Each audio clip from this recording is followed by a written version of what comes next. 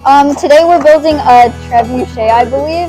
I think it was like the history behind it. It was like some sort of medieval weapon. We are here in week 4 of Summer Engineering Academy here at Chapman University's Fowler School of Engineering. This week is special because we've got our Girl Scout troops with us, and they're here from our local community, learning how to use everything from laser cutters to CNC routers and hand and power tools. But we are empowering young people on pathways to, on their engineering pathways, and teaching them how to use equipment that they would use if they were to come here as an engineering student at Chapman. I definitely want to be something when I grow up in the engineering field, architecture.